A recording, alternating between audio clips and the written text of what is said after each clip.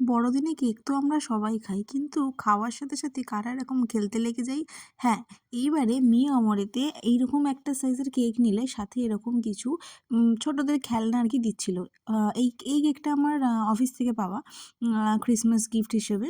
তো এই যে একটা ছোট একটা কাঁকড়া বিছের মতো রয়েছে না, এইটা মানে একটুখানি ফোনের ফ্ল্যাশ দিয়ে জাস্ট একটুখানি পাওয়ার দিয়ে নিলে, মানে জাস্ট হালকা আলোটা, মানে ফোনের ফ্ল্যাশটা ওর ওপর দিয়ে দিয়ে রাখার পরে যখন লাইটটা অফ করে দিচ্ছিলাম, তখন না ওরকম সুন্দরভাবে মানে রেডিয়ানটা জ্বলছিল। তোমরাও চাইলে এটা কালেক্ট করতে পারো, যদিও আমি অনেকদিন পর ভিডিওটা পোস্ট করছি, হয়তো এতদিনে সবার কাছে এটা মানে চলেও এসেছে।